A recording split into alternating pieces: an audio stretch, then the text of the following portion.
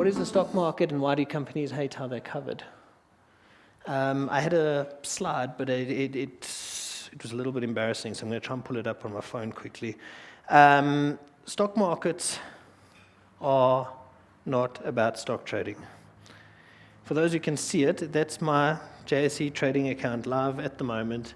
Anything in red is me losing money. And that's 1, 2, 3, 4, 5, 6, 7 out of 8. Okay, very good. I'm not very good at trading, clearly.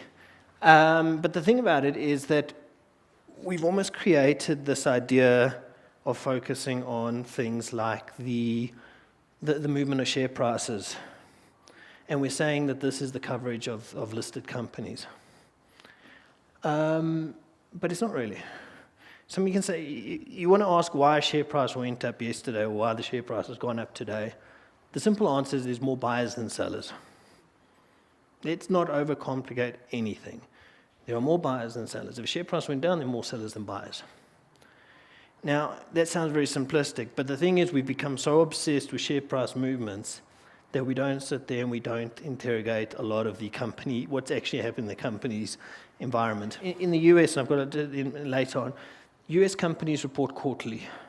And it's actually earnings season at the moment, and last night Google and Facebook beat their expectations by 2 cents or 22 cents or whatever it was, and that's how media companies have covered it. And quarterly reporting has become almost an obsession in the US when you look at media companies, when you look at business media, because they're sitting there and they're saying, well, companies are managing to try and create an earnings expectation. They're trying to beat that earnings expectation because they hope that it'll drive the share price up, and the media just falls for it hook, line, and sinker. And the thing about it, and Warren Buffett actually has a really good quote, it goes something along the lines of, if you were to invest in a company today and it were to stop trading for the next 10 years, would that change your view of the stock market? And the answer is, for most people, yes, because you want, a stock market you think is something that you trade on an ever-going basis. And I think that's the problem that media has also come into. It's this idea that we trade very short term, and we don't actually try and understand the business that's behind it. And I think that this is where a lot of the frustration that companies have with media reporting on how they do it. You can phone any CFO and say, why did your share price go up? He's going to tell you there's more buyers than sellers.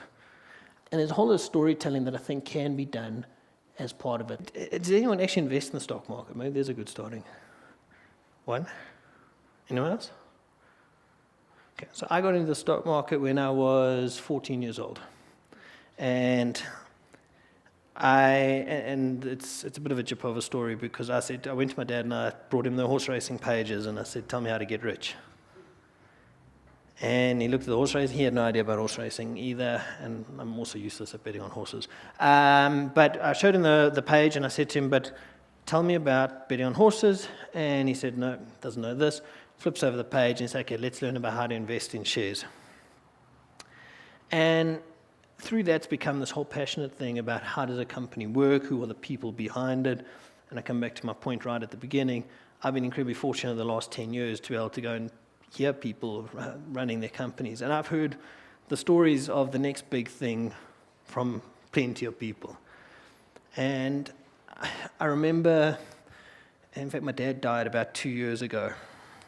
And I'm busy trying to wind up his estate at the moment. But it's amazing to see the things that we bought when we started the stock market journey 10 years ago. Never day traded them. They just sat there. In fact, one of the best ones is Steers. It's now called Famous Brands in South Africa. And we bought those shares at around a share.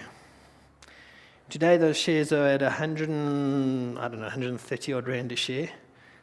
There's dividends that have come in all the time. And it became this, it's this fascinating thing for me, because we're always trying to beat the market, but I hadn't looked at these things, well, not in the last 2 years, definitely. Well, now they're obviously trying to wind up the estate. But over that period of time, it's just left it there. And it's been this amazing story to watch this little company go from being Steers to being this massive global Famous Brands. Bidvest would be another example of a company that's just grown exponentially over many years. We say, okay, well, Could you have picked Steers as being the next big thing? No. Steers came because we ate at Steers. In fact, my ex-wife had an investment club, and they beat the stock market analysts the whole time because all they did was decide what it was what did they actually use. That was what they ultimately invested in. So they would go around the room and say, who invested in Vodacom? What cell phone service do you use? 6 out of 10 were Vodacom, therefore they bought Vodacom shares. And they beat everybody because they used common sense. They couldn't read financial statements for love or money. And they drank more wine than they probably should have at investment club, but they made more money than most expert investors because they just happened to use the common sense and try and understand the businesses behind them. I just put in here Mediclinic now. Mediclinic share price yesterday went up 17% in London. I think it'll follow through this morning now as well. In rand terms, it's about 15 billion rand. Now, we have all these experts analysing Mediclinic left, right and centre, and you're telling me that it went from X amount to X plus 15 billion rand in 24 hours and nobody could work it out. You've got CAs, you've got analysts, global analysts, anywhere. The answer is because there was some change in the UAE tariffs that they were doing for medical care. So I use that example because in the case of Mediclinic, you've got all these global analysts. It's listed on multiple exchanges, listed in London, it's listed in South Africa, and it's got a ADR in the US. But you've got these people looking at this company the whole time, and they couldn't find 15 billion. They've suddenly discovered 15 billion rand that wasn't there yesterday. And I think that's this, because we look at financial statements, we become intimidated by them. We say, but what is it that they're trying to actually share with us? Because if all the experts in the world can suddenly find an extra 15 billion rand, we can't be that poor as financial journalists. So I think that's my next thing. Stop stressing about trying to interpret financial statements to the ends of the earth. There are certain things that matter, but you're not alone in terms of the intimidating side to them. I work in a listed media company, so I have to do all the reporting for it as well. We are, depending on who's getting delisted or suspended this week, I think we're the fourth smallest listed company on the JSE. So we do have an interesting insight to be able to go and say, what's it like to go and put financial statements together? But there are times when you're sitting there and you're trying to come up with a creative way to put your financial statements out. And I know what we can do in a small business. Imagine what we can do with an army of high-powered CAs moving financial instruments all over the show. You can make financial statements say whatever you want them to say. There are certain things that probably won't lie, but there are things that you can certainly move and juggle around. If we get intimidated by them, we forget that the story that we're trying to tell relates to a whole lot of aspects, including the people, the capital, the analysts, and the IR or PR people. Until you invest, it's a case of you don't know what matters. Like I said, we've all seen, would we have known that Famous Brands or Bidvest would be the next big thing? No, but we've kind of grown, in the case of Famous Brands, we've grown to know Kevin Hedderwick. In the case of Bidvest, we've grown to know the skills of Brian Joffe. In a lot of ways, it's a case of understanding what the company is actually trying to achieve. It doesn't help you to say that earnings per share did X or earnings per share might do Y if you don't understand the vision of the person running the business. Again, I come right back to your most valuable asset will always be access. It doesn't necessarily mean that you have to go and talk to somebody about what are your financial results, because most CEOs of listed companies can't always tell you what their financial results are going to be because they go through closed periods, open periods, they're in the middle of transactions, but they can tell you what they're trying to achieve. And I think, I know most newsrooms are incredibly stretched. There's 400 companies on the JSE, probably 10% of them get any major coverage. Everything else becomes a bit of a, it's nice to do, but there's some fantastic stories out there. And being able to understand what these companies are trying to achieve and the management are trying to achieve, management will share that with you. Management do appreciate being engaged. What they don't appreciate is being sandbagged about their remuneration. Okay? And this is not me like towing the line. I've done it. And there are plenty of times where we can talk about corporate greed. But the whole thing about it is, if you want to cover companies well, build the relationships with the companies that are there. Stop trying to analyze the numbers. And there's a caveat, well, sort of. There are analysts out there that go and cover a lot of these listed companies all the time. And their job is to try and interpret DCFs and earnings per share expectations and make some calls on it. They are the guys who live these numbers left, right, and center. Are there any CAs in the room? Okay. Anybody with an accounting qualification? Okay. Don't take a knife to a gunfight. Okay. And that's not, again, being derogatory to the skill of a journalist. CA will eat you for breakfast if you try and compete on a numbers perspective. CFP analysts understand these companies. They spend hours inside of these companies. What they can never tell will be the stories that these businesses are trying to achieve. Does anyone know the Purple Group, Mark Barnes? He's running the post office now in South Africa, but he runs a business called Global Trader. He was ex-Brait, ex-Standard Bank. They've just launched this easy equities thing. And there's an analyst report that's come out now, and actually I'll read it to you. I'll just read a couple of lines to you, put together by an analyst. But effectively their argument is that Purple Group is going to be the next Tesla. And the report reads,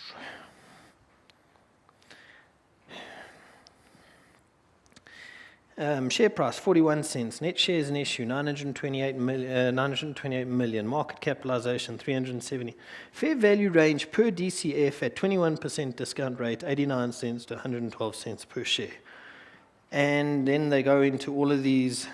Purple has a market capitalization of 378 million, which is 1.6 times shareholder equity of 239 million rand. As 92% of this equity is represented by intangibles, the market capitalization is 20 times tangible NAV.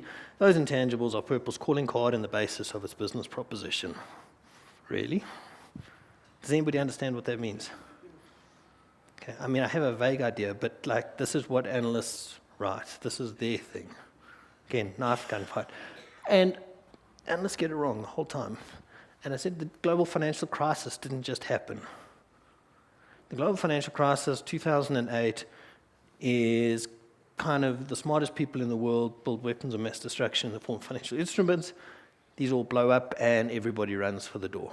Every model in the world would never have predicted or didn't predict what subsequently happened there. And that, again, that speaks to this idea of, well, how do we interpret the numbers that are presented to us? Did anyone here call the global financial crisis? Anyone call that the markets would go up when Trump won the elections? You know, all the experts in the world, everybody's got an opinion. We can only build models on what we think we can see. So my suggestion there is build an analyst or an advisor base. If you go and look at a lot of the listed companies, they'll tell you which analysts actually cover their companies. I suspect you guys have a relatively small analyst or advisor base. But there are a lot of the business schools, for instance, have got guys who do look at these listed companies and they never get asked for comment on it. Go and ask them to go and comment on the financials. You and I can't go and try and interpret these things. The FDs also don't get engaged. You know, it's in South Africa, a lot of the CEOs get engaged because they're the face, they're the guys that get put forward by the CEO. But to try and make a business, explain how a business actually works, you probably need to talk to the FDs. And the FD probably doesn't want to be quoted on a whole lot of things. And that's fine. But you can talk to him and talk to him about what it is that the numbers are actually saying. Because again, if you get it wrong dramatically, you blow up your access to it. We all have deadlines, we all have all of these things. But there's nothing wrong with talking to the FD of a company and ask them to please explain to me what something means. Read the commentary.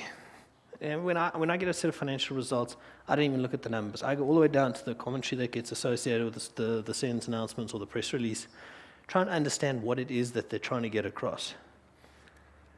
It often gives you, one, a talking point to be able to talk to the CEO's worth, because you can actually use the language that they're using in their corporate spiel. But if you can go and talk to them and say, you've said something here, you want the earnings to be up by 20% next year. Go and ask them the how. What is it that you're going to do to get 20% increase? It's not going to tell you what happened in the past. Remember, most of your financial statements are released 2 to 3 months after they've been finalized. So what you're looking at there is already a set of sanitized numbers that are a couple of months old.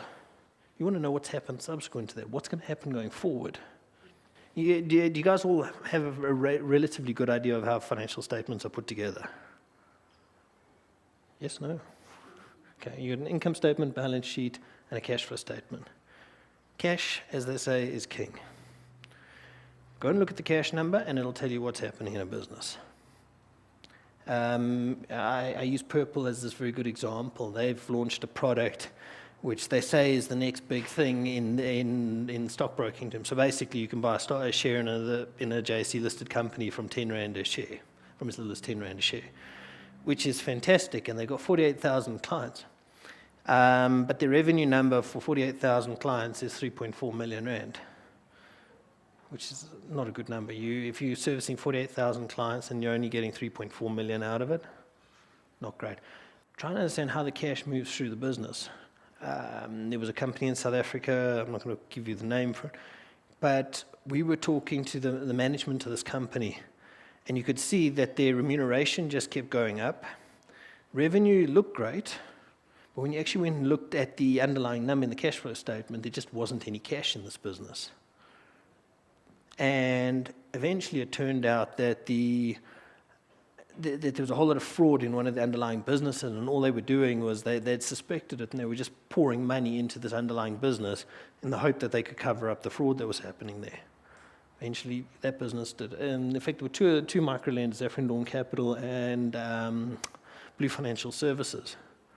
And I mean, Blue, if you read everything about Blue, they were the next big thing. They were corporate jets and parties, and they were all over the continent. They just didn't have any cash. And for a micro-lender that doesn't have cash, it only ends one way. And then NAV versus TNAV. NAV is net asset value. You guys had a business in Namibia called Trustco. It has a very colorful CEO, I believe. I actually made quite a lot of money off that company when I invested in them, but they were hugely neglected because they had a whole lot of property assets and when they listed on the JSE, nobody actually realized that they owned a bunch of property assets, and that share was trading at about 25 cents at one point. I think it got up to as high as $2. I think it's now about 80 or 90 cents. But if you read their financial statements, there was a thing called net asset value, which is effectively the value of the underlying assets sitting inside that business. The thing about net asset value, and there's a very good test that you can do here, is a lot of businesses will point to their net asset value and say, check how successful we are. And in fact, I can use MoneyWeb as an almost perfect example. We're in the middle of a corporate transaction at the moment. Our share price is 17 cents a share. If you go and look at our net asset value, it says 16.4 cents, I think. And that largely reflects cash. So if anyone's coming along, they're buying MoneyWeb for cash, they're effectively buying MoneyWeb's cash. Now you say, okay, well that's great, but then the other elements that are to be taken into consideration. MoneyWeb, despite telling everyone else how to make money, for the last 20 years has never made a cent of profit. But it raised a lot of capital originally. It's had a couple of capital injections over time, but has a massive assessed tax loss that contributes toward its net asset value, well, TNAV.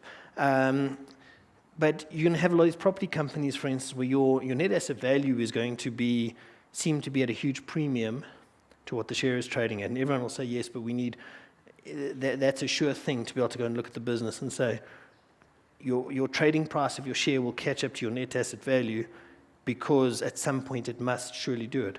The thing about it is there's a difference between net asset value and tangible net asset value, and Purple's a very good example of this. Tangible net asset value includes or subtracts something called goodwill.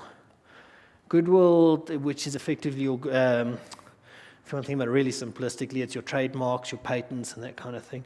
And like I can tell you that the MoneyWeb name is worth R1 a share. But it's only worth what somebody's prepared to pay for it.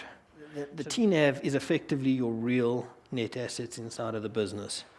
NAV reflects things like it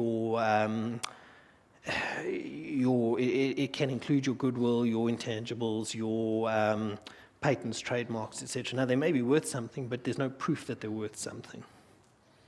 Those are the things that, for me, were the most important when I look at financial. I can't stress enough that businesses are run by people.